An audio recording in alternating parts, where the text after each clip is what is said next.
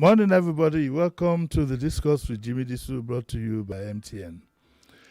Today, we were supposed to talk to our friend in Japan from yesterday, but the whole the problem we have with the system has not been completely tidied up.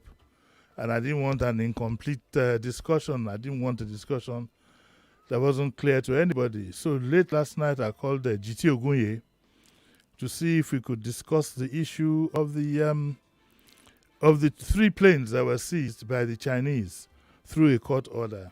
And yes, he said, fine. Today I can't even get, I think his network, I can't even get to talk to him. I can't send him a link. But like we said, the show must go on. Okay, so I ran downstairs and got today's papers. And so, morning, how are you? I ran downstairs and got today's papers. So you are going to have a free 1-hour newspaper review as the discourse today. They say half bread is better than none, but this one, with the news that we have here, it is more than half bread. It is like double bread. Okay, so we'll just go through the papers and we'll just look at the stories. And then, of course, we'll take your calls. Okay? How many papers do I have here? Vanguard. Oh, The Guardian is bumper today. It's bumper, soup, magazine, and things in it. And then I have The Nation. Okay, so those 3 papers so far. Let's take the Vanguard. The Vanguard reports that the Chinese firm has released 1 presidential jet to Tinubu. Okay, that's what it says. I'd rather say released to Nigeria, but they say they've released it to Tinubu. And the Chinese firm says, of course, they're ready to negotiate with Nigeria. Yeah, which was the whole thing, at the end of the day. They'd like to be better treated, and of course, they don't want to lose money. Most of you by now should know the history behind what's going on. The firm had some kind of agreement with the Ogun State government. I think it was Benga Daniel, OGD, that structured the arrangement that they had. But apparently, Amosun, it was said on the political front, chased after everything that OGD did, the same way Ambode did with Fashola in Lagos here. and so he cancelled the contract or agreement or whatever it is. And I think it's been a ding-dong battle since then. Like I said, we need to stop this nonsense that we have. Calling it is this one's regime or that one's regime. Sometimes you have, even when you hear officials speaking, the government of Governor Jide Babasanwo, blah, blah, blah, they call it Babaji, they call all the name, His Excellency, and so on and so forth. Government is a continuum. I just wish I could make governor one day, even if it's just for 1 month. A lot of things will change. This personalizing government is something that shouldn't be happening. For instance, Eko Onibaje is a fantastic slogan, but every governor that has come after that have their own slogan. Ijomokposhe is something, something, something. Ijobache is something, whatever it is. You have a slogan, adopt it for the state. The state is not anybody's personal property. And usually, and unfortunately, the governors are sucked into this by their supporters and sycophants. They are the ones who will be telling them, Excellency, you must make your mark. You must make your mark. Your own must be different. So one time you have a governor, his own will be comrade governor. He's still the work money. His fingers will still be in the cookie jar. Comrade governor. One said his chief servant, that you shouldn't call him Excellency. You should call him chief servant. I don't work more than the one. So, even if we are going to have a national conference, we should start from those insignificant things. Like my former vice chairman would say, hands over God. You take care of the little things, the bigger things will. If we just say, let us standardize everything and make it impossible, unless by complete change of law, for anybody to tamper with what is on ground. Everybody in America knows that you call the president Mr. President. Whether he's a communist or he's a specialist or he's a hospitalist, you call him Mr. President. You don't call him Excellency. Even at the local level, I have seen people talk about Oh, the Oba, His Royal Highness, His Royal Majesty. Okay, well, I will even ask one of them one day that don't call him His Royal Majesty. Translate it to Yoruba and tell me what it means. We love titles. We love personalizing things. The laws in Lagos are different from the governor, from the one for the common man. How can you tell a whole? That's another Nigerian lingo that I love. How can you tell a whole as if there's a half man?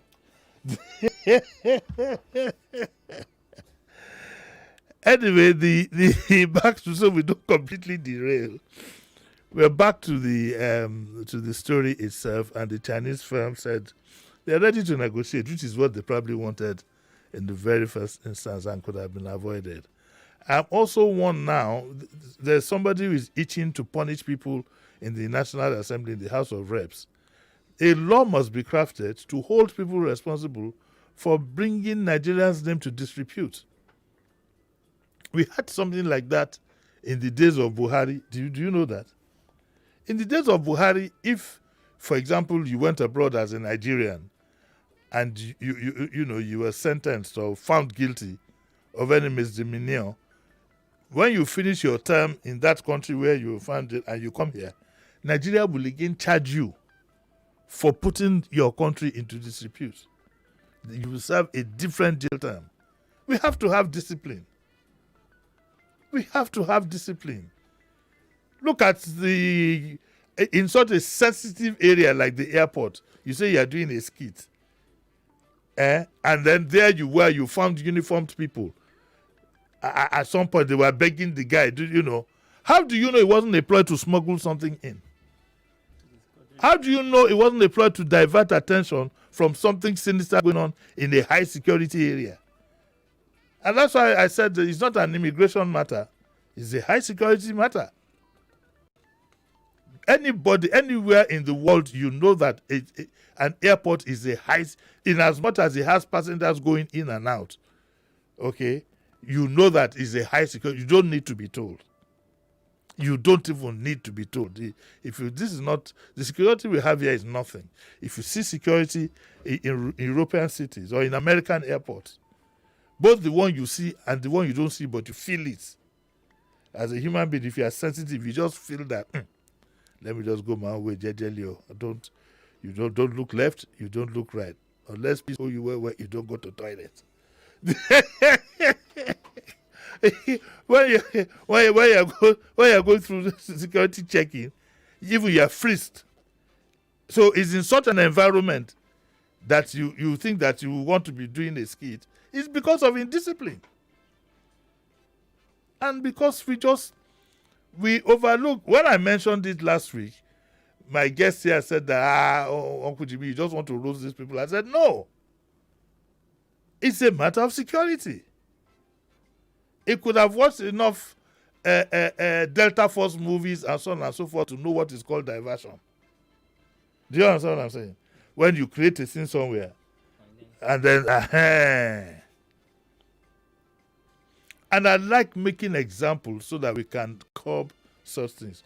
Otherwise, only God knows. If you don't put an end to this thing, only God knows what kind of nonsense people will be doing in the name of skit. And by the way, I don't know which body can monitor these so-called things called skits. I think they do need to rein certain people in. A man is drinking his beer quietly, and then you turn up, say you're doing a skit and frighten him, and he jumps up and runs. What if he runs into a well? What if he falls down and dies? What if he has a heart attack? There must be guidelines. That's why I'm one of those who believe that the social media must be guided, but not in a punitive manner. But we should be given certain guidelines. Nothing in life can be free for all. One of them is catching his own now, because I heard there was a victim of a skit who died somewhere, I think somewhere in the East, and is probably facing prosecution. Anyway, so that's what we have. There's another story here, another contentious story, which I'd like the Speaker of the House of, since he's looking for people to punish for bad behavior, I'd like him to read, and I'd like to have his opinion. The story is in the Punch again, and it says that Nigerians believe that federal lawmakers should be prosecuted Because one of them has confessed that he gets 21 million naira every month as a jumbo allowance. Okay? Let me put it in simple language, like pidgin language, every 4 weeks. You know, it's every month, sometimes it doesn't key in. But every 4 weeks, after every 4 Fridays, the Friday will follow like this, Jagam, 21 million. I'm in the wrong business. And the story here says that Nigerians say that their allowances are scandalous. And I believe so too. Don't forget, my friend, this 21 million is static. It's every month. It must do back, the bell must ring. There are other money is close to the cookie jar, monitoring this allowance, and so many other things that those ones are not stable. Today it will go up, tomorrow it will go down. But something must drop. And so they say the allowances are scandalous and that they're insensitive to the hardship of Nigerians. You can say that again. How do you, in true conscience, face your constituency? Are you with me? Yeah. How do you face your constituency? Knowing that your constituency is the one that has a master's degree self. Has no job. Okay, that's how much it is in a year per person. Month. In a month. No, it's 21 million a month. 109. Oh, you mean the total? Yeah. Okay. Don't distract me. Let me continue with this. So where was I now?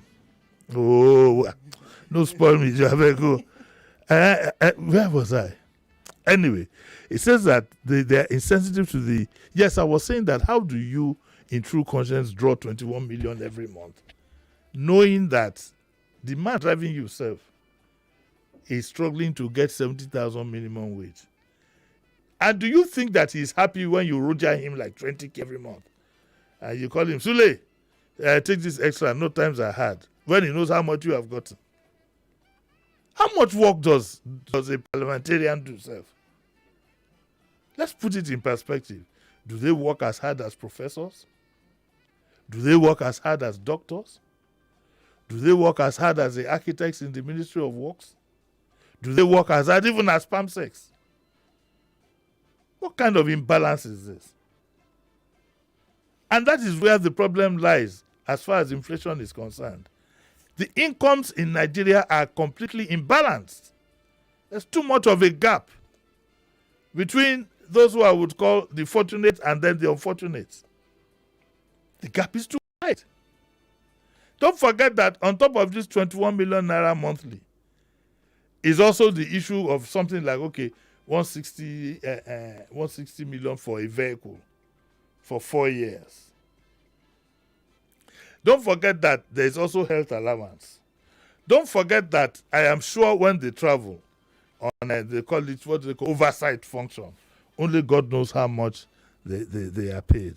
What is sad about all this is that year in, year out, we've been talking about these things and nobody has done nothing.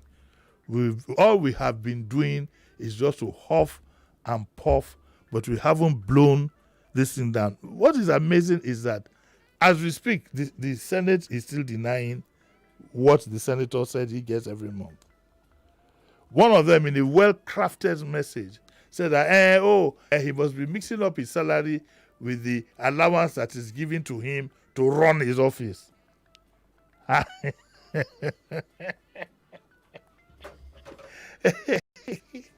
There is something when I used to negotiate when I was jumping from one job to the other. I was quite fortunate that I've been offered jobs and so on and so forth.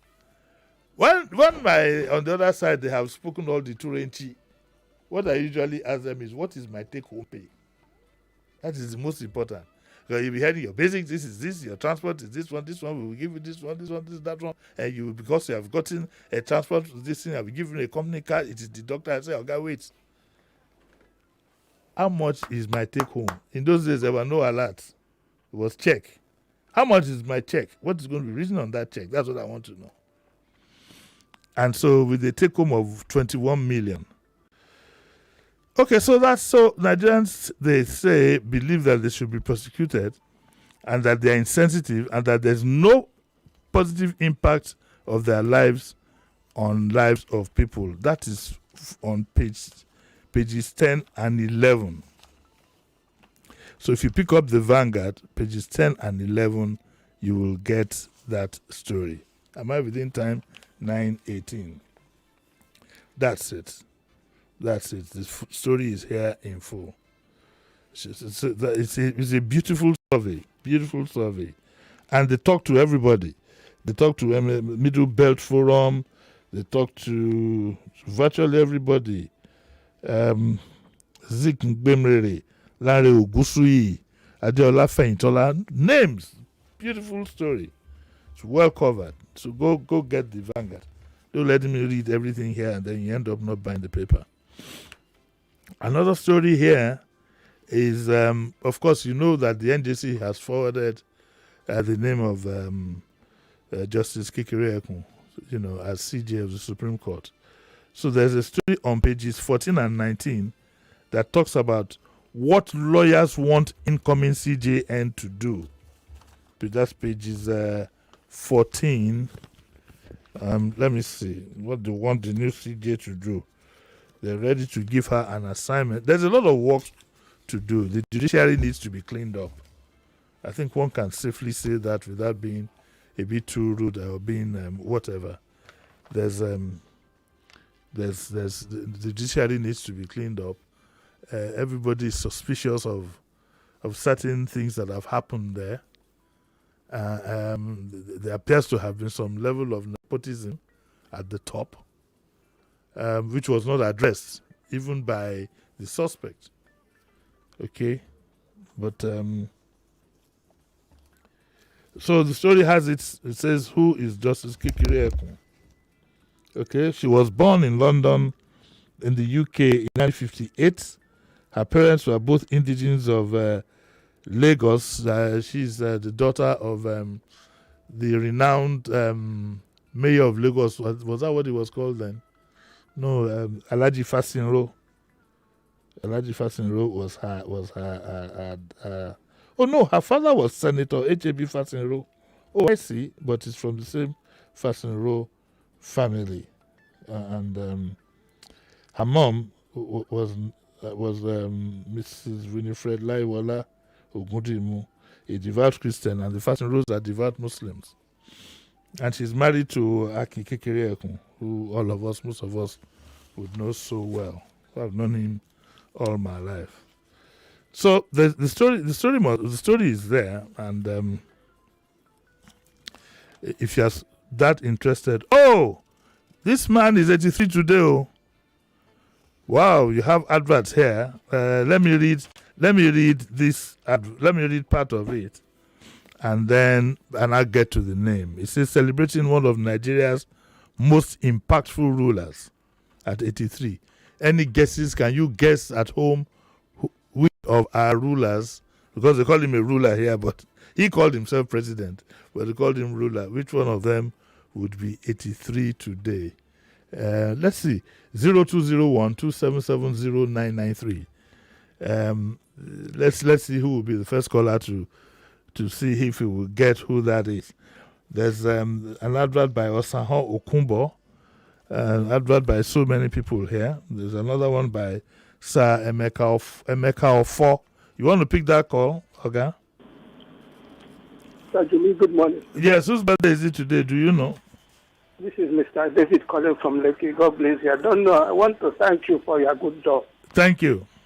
Also, please, I was even expecting to hear this digest so that I will comment.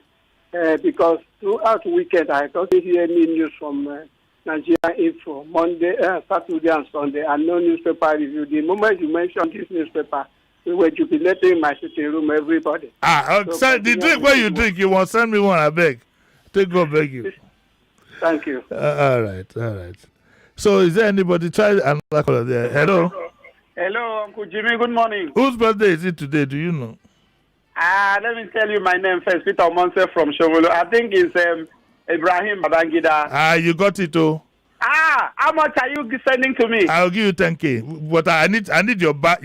How will I do it now? How will I get your bank details? Should I send it to the WhatsApp of Nigeria Info? Yeah, send it to what? Yes, send it. So you pick it for me. Send Thank it. you. Make a God Roger. bless I you, go sir. Roger I'm you. grateful, Thank you, sir. Thank you. Sharp. You're a sharp man. Also, also there is a story here about why we insist on new constitution. The Patriots. The Patriots is an elite body. That's what they are really. I don't know if any one of them would be a politician who has actually stood in for election. My take, of course, their opinion is valid. A lot of things that they want to talk about is valid. But I believe in democracy at the fullest. What I suggest that they should do is they should send their suggestions to Parliament, and that is only Parliament that has the constitutional right. I don't like any arrangement. The protagonist of that group, the man who came on TV, said at the Constituent Assembly where he was, his people didn't even represent him. He said it was the president who told him to go as he called it an addendum. That's not the way to run a country. You can't be there at the whims of a president. You must be representing certain persons or interests. And so this idea of putting elite people together to come and decide no, that is why we must put a premium on who we elect into our National Assembly. People should know all these constitutional reviews and so on and so forth will not be done in a rush. It is a marathon. And constitutions are always reviewed. 200-year-old constitutions will be reviewed. Certain aspects will be reviewed. So we thank them for their service. At the time, the president at that time put them together parallel to the National Assembly. I felt we were just wasting a whole lot of money. They came up with beautiful ideas. Yes, there's no doubt about that. But then, how do you virtually, as it were, handpick people? When you have elected body, you have the Senate. People argue, they are not, don't mind them. They are not, but you elected them. Whether they rigged or whatever it is, when they were elected, you didn't complain, you didn't go to court, you didn't demonstrate, you didn't do anything. You sat down and sat back, and then the group of elite people put themselves together and now virtually want to replace them. That's not going to happen. That's not going to happen. So I would have loved if these people put themselves forward to their people. I don't want to, I'm not disrespecting them. It's just just the way I believe democracy is exactly what it is, democracy. And at best, there would be a pressure group. By now, I expected even the Patriots to have planted certain persons in the National Assembly who would help forward their own ideas. Remember that democracy is about the majority. The minority might have their say, but the majority will have their way. And I don't like ad hoc arrangements. Let's put Jimmy there because he's always on radio. A lot of people know him.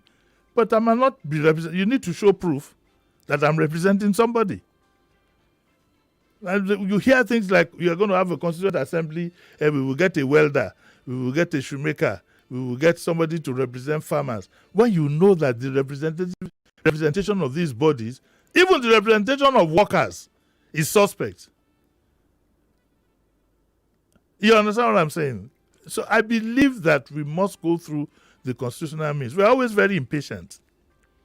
And we don't like to build a house from the bottom. In any election, instead of focusing on the president, he's saying Balablu, he's doing this, focus on the National Assembly. Imagine if you had the National Assembly that had the likes of Libros, had the likes of Showore, had the likes of GT, had the likes of even somebody like me. Okay, because I can't run away from the fact that I'm commenting on issues on a daily basis. That's where people like us belong. But we must be representing certain interests or constituencies. That's the way I look. That's the way I look at it. And this story is very interesting. Asri Godalo threatens the 20 billion naira suit against Oshomole for malicious slander. Asri should overlook these things. He should know that it's politics. And besides, I'm not fooled. Oshomole and Asri and Obaseki were in one group that produced Obaseki in the first, that produced even Oshomole in the first instance. So their supporters, you better watch out. All this might be on the pages of the newspaper, but they might be drinking gari with the roasted awo behind and laughing at the rest of you.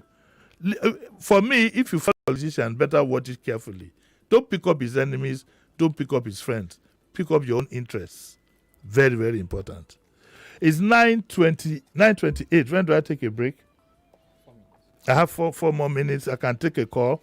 If there's a call, please let me know. Okay. And for that gentleman, has he sent his bank details? Hello. Hello, good morning, Uncle JD. Morning. How are you? Very well, sir. So I just want to add something to what the analysis you just gave about our legislators. If you ask me, I think the size and nature of governance we operate in this country is over-bloated and it's too expensive. Yes. These legislators all have their individual vocations, their own professions. Some of them are doctors, some of them are lawyers, some of them are businessmen. I think it is time we review the way we run our legislation. One, the bicameral legislation we operate is too expensive. And we advocate for a unicameral legislation. And let it be a part-time vocation, taking into consideration the achievements of these legislators over the years. If you have any vocation whatsoever, you're a doctor, whatever, go about your individual business. When it's time for legislative duty, you assemble at the legislative chamber and deliberate. That way we're able to cut down on the cost of government, because this back and forth over remuneration and allowances only serves the interest of these few elites.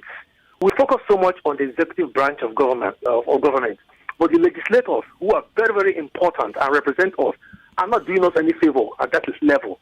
So we need to review the nature of legislation we operate. Okay, let it be a part-time venture and let it be unicameral. Okay, thank you. Well, that's because we allow it. Let's be very honest with ourselves.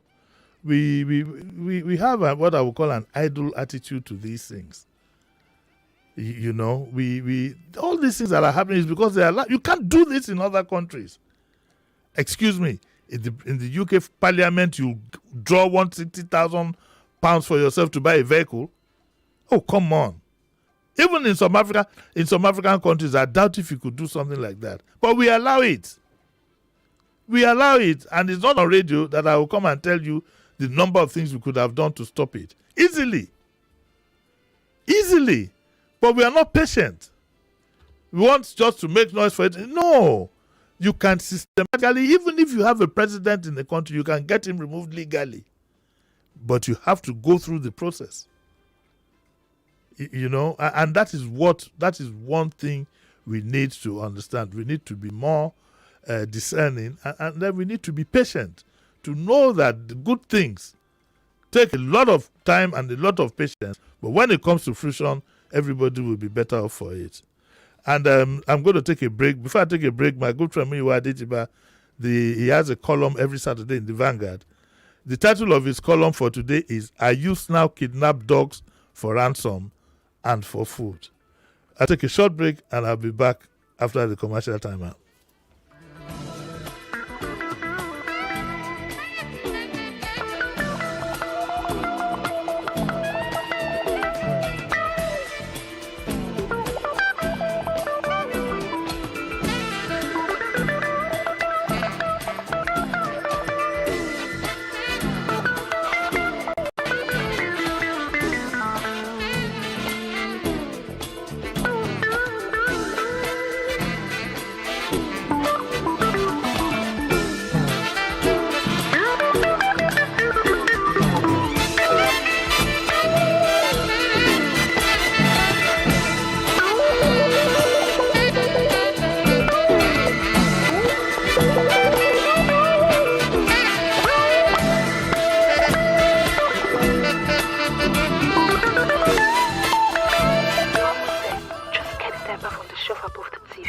Okay, I think I got it. Yes. Are you sure you got it?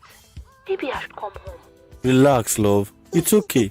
I fed him. He's smiling. I'm just happy you could stay on the call for this long. I hope I haven't finished your airtime. Oh, it's fine. I recharged using MTN Awo for you, and it gave me a whole 6 times airtime bonus. So we can talk as long as we want all day long. Enjoy a woof that makes sense with MTN A Woof for you. Dial star 888 star recharge pin hash for 6 times the bonus on your next recharge. You can also use the Momo or the My MTN NG app to recharge. Terms and conditions apply. What are we doing today? Is your heart racing because your MTN line is blocked? You can't make calls. You can't receive calls. Not even text messages. Nothing at all? What about bank alerts? All these happened because you haven't linked your NIN to your MTN line. Unblock your MTN line today by linking it to your NIN. Rush to any nearby MTN store or agent. If you don't have your NIN yet, no problem. Simply go to any nearby NIMC office to get your NIN. MTN. What are we doing today?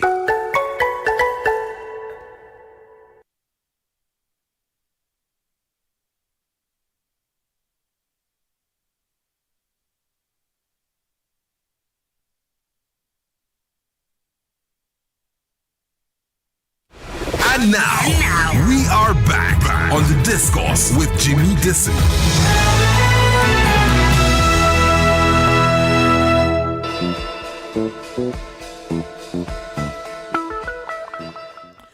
You're welcome back to the Discourse that's brought to you by MTN. And I saw some missed calls from GT Ogunye, which I think we can jolly well just scheduled to do it on Tuesday. I'm sorry about all these things, but the telephones these days and the telecoms, have to have certain challenges. And what's this gentleman's name now? The guy who called. I hope your name is Peter Omonse, because one Peter Omonse don't grab the 10K. If you are not the one, I'm sorry for you. There's nothing I can do again. But I know that you are the one, and it's sitting in your account for being the first. The other lady who said that sent me WhatsApp and said she was the first. You are not the first. You didn't call. You sent by WhatsApp. That's the problem with that. They like this secret one. I don't want him to mention my name. Meanwhile, he need the 10K. It's about because I'm a big babe, He doesn't want people to know that he's asking for 10K. I won't give you. I'm giving. All right. So let's go to the nation. All of us know who owns the nation. So when we see the stories there, we should know the interests that drive the stories here. But they also say the lead story of the nation is that the Chinese firm releases one aircraft as outrage grows over seizure. The outrage that is growing is at the politicians. The federal government is not their fault. It has nothing to do with them. But at the same time, the brush also rubs on all politicians. They are the ones who get us in this mess.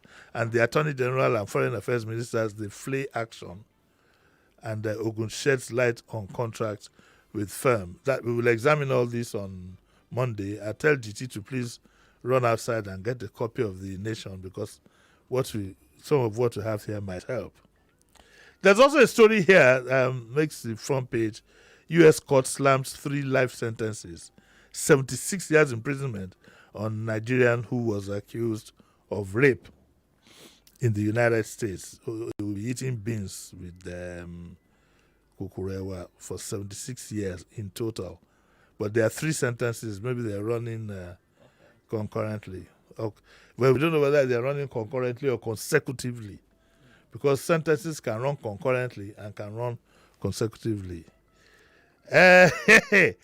This one is a tough one. Oluwo's wife says that my husband is very, very romantic. All of you know the Oluwo of Iwo. Oluwo of Iwo, and his wife says that it's very romantic.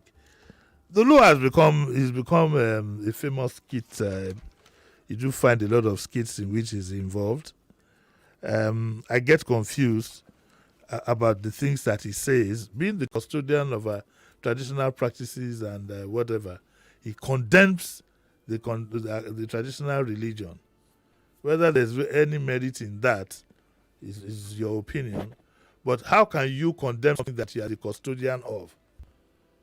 And because whether you like it or not, the religion that you propagate is foreign. It's not Nigerian. It's not Yoruba. It's foreign. And therefore, I think it's simple common sense for you to say that, look, I can no longer get involved in this thing. I'd like to take my exit. Rather than every day you come out ridiculing our traditional practices and religion. And I find that extremely offensive as a Yoruba person. And I think it's unfortunate. And I think what is more unfortunate is that those who have this responsibility cannot take him on. They just take a back seat. I mean, come on, how can you be an Oba and you are condemning a traditional religion? It's hypocrisy. You are, by the Oba, the custodian of our traditional practices and religion. And therefore, it's only common sense. These are the kind of things that we tolerate in Nigeria that will never make us grow. And these are the kind of things that gets me angry in the minimum with even my own people. It's been at this for so long. Everybody is taking a backseat and doing nothing. I'm not the one to tell you which religion is better than the other. It's not. I believe that everybody has been assigned where he will go by God Almighty. Because today you find Christians becoming Muslims, you find Muslims becoming Christians, you find Christians, going into traditional religion, though usually most people have one leg in traditional religion. When anything happens and it gets, even if you want to become a GO, then go home, come back. Abi, if I'm lying, talk now. You just wear white, not talk. Let's get I don't want to use the word priorities, but let's tell ourselves some home truths. I keep telling my people, we are being done in by our own leaders, because how this can be happening without anybody raising any form of opposition? We have first-grade traditional rulers who should be able to stand up for our people to say, no, this is unacceptable. But we allow a free rein. And then when everything now goes haywire, you start pointing fingers at other people. It's sad. It's sad. That's where our problem lies. It's sad. And I'd like to plead with Oluwo, you've made it so clear that you would have nothing to do with our traditional religion. It's fine, sir. It's fine. It's your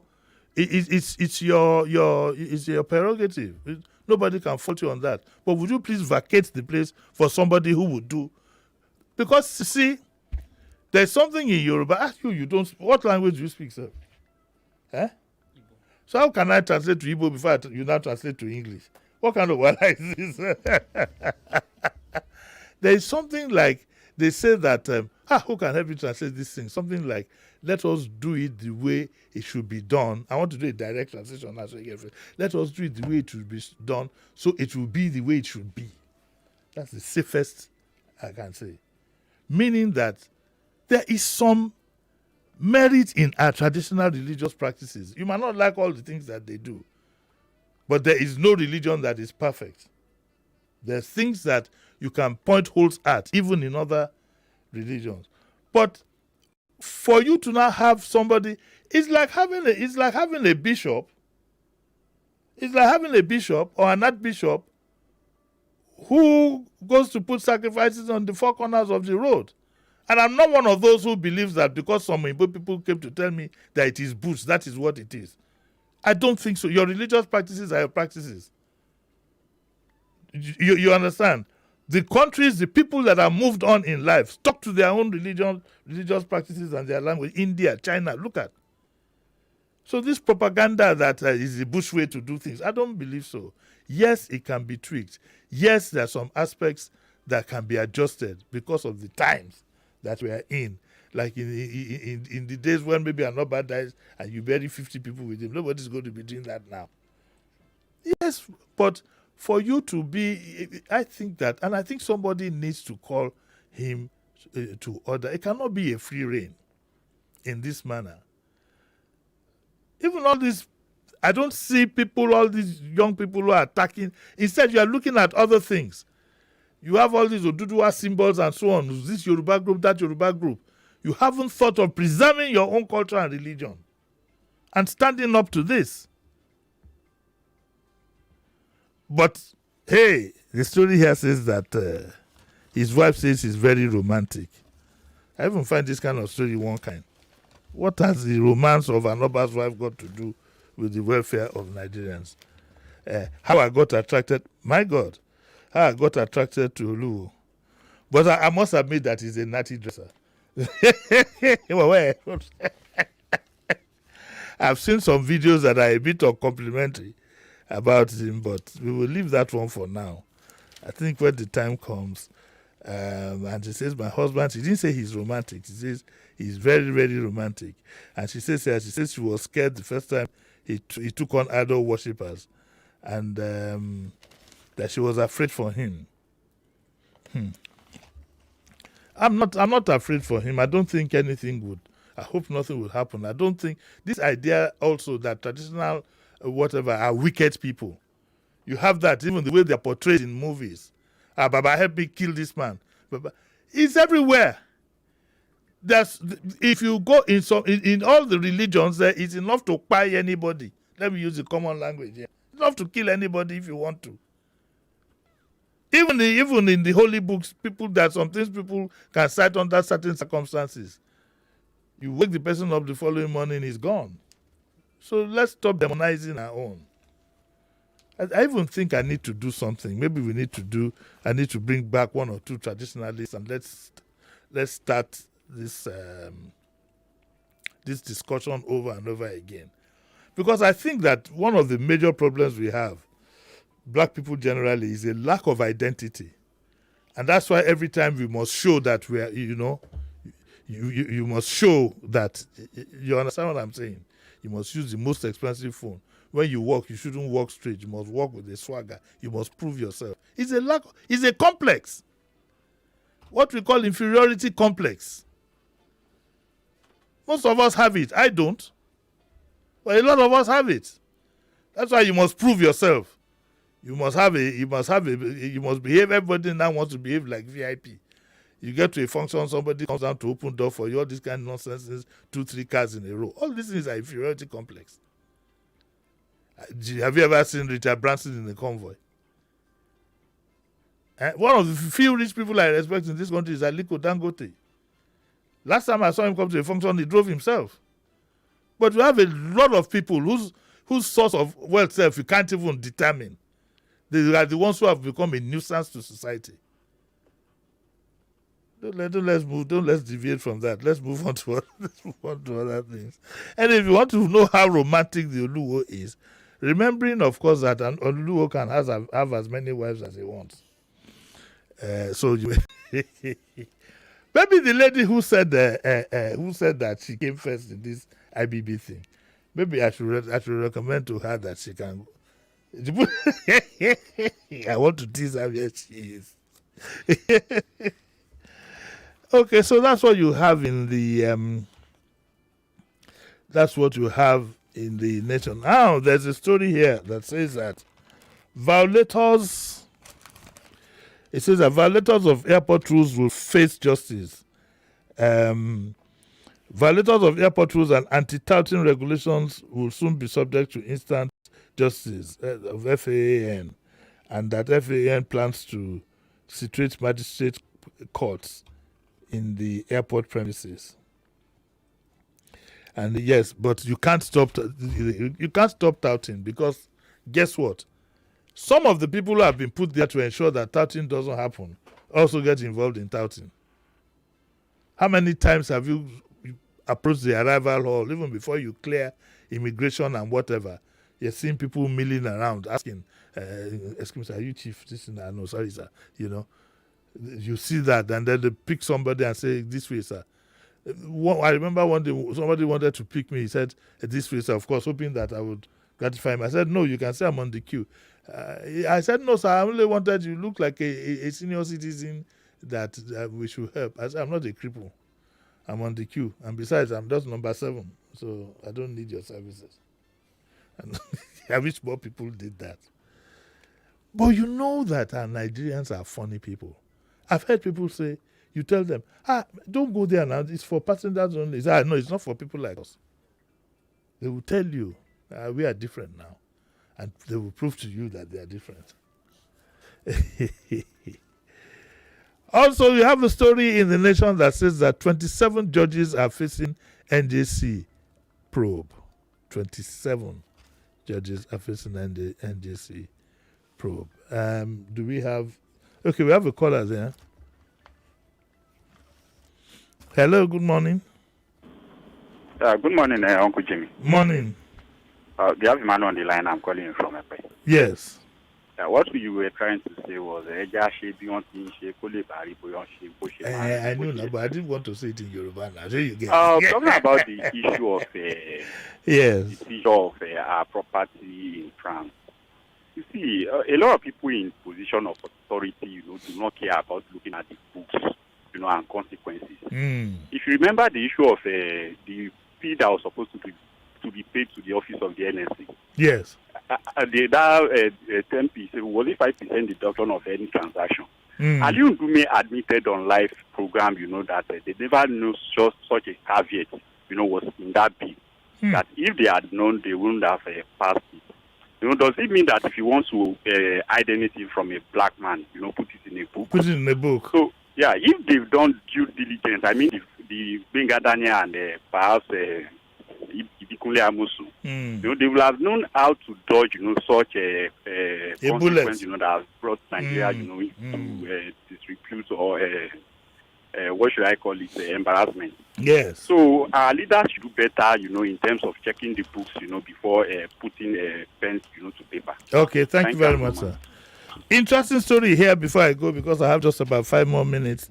This is on page 2 of The Guardian. Now, this is a funny one, and you want to listen to it. Former President Olusegun Obasanjo has for the first time reacted to the claim of his Igbo paternity, declaring that such insinuations made him laugh. Let me tell you what it is. Some time ago, many years back, some people came up with this idea that it was General Obasanjo's neighbor at that time, who was a policeman and an Igbo man, that that got his mom in the family way for him to be born. And they didn't stop at that. They brought a supposed photograph of the policeman and published it. I think in those days it was in these funny magazines then, and published it to say that this was the man, this was Obasanjo's real father. And so for the first time, he's reacting, and he said, he said anytime he heard it made him laugh. He said the disclosure came even as the former president said he doesn't believe anybody in Nigeria should be driven away from any part of the country, declaring that we own this country together. My thoughts are aligned with him on that. Obasanjo made this known that when he received in audience the leadership of Ndigbo Amaka Progressive Association. He said that it is going to be big. He said he doesn't believe, having ensured that the Yorubas, Igbos, and Hausas all came together to fight the war of unity in Nigeria, but not to fight Igbos to go, but to come. So if anybody says to me that somebody should leave any place, he will be the one to leave. And then he goes on to say that he heard of those remarks and he found them quite laughable. This is where we'll draw the curtains today on the discourse. I hope to be back on Tuesday. All things being equal, whether it means getting a helicopter to drag Gigi to the studio, for now we'll try to avoid interviews because, as all of you know, all the networks are having problems as we speak, either through internet or through even calls. So we'll discuss that issue on Tuesday. I'd like to thank everybody. The Premier League is back. I enjoyed yesterday's Man U versus Fulham. So the Premier League is back, so there'll be a lot to entertain you today and tomorrow to keep you off the road. This thing called fuel scarcity, I don't understand. I bought fuel in Victoria Island, in Oniru today, just like that. Drove in and drove out. But you need to see what's happening in Surulere. It's bedlam. Oh, and by the way, I understand there's some marathon going on somewhere. So you have to be careful. how you maneuver yourself at least until about 2 to 3 p.m. in the city. I'd like to thank you all for listening. Ogami, thank you very much. That guy was lucky to have gotten the way we thank you. But why didn't you answer? Now you for taken now. And to the madam who said I was first, I want to give you a small note to say, you see, the one who said that the Oba is ready. Don't mind me, I'm just being a prankster. I'll see you all on Tuesday, God willing. Bye.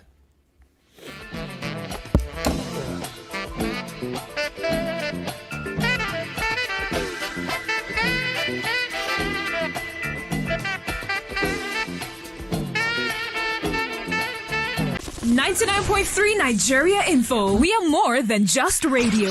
Subscribe to our YouTube channel at Nigeria Info FM. Check us out on Facebook at Nigeria Info 99.3. Follow us on Twitter at Nigeria Info FM and on Instagram at Nigeria Info FM Lagos for live updates as it happens. 99.3 Nigeria Info. Let's talk.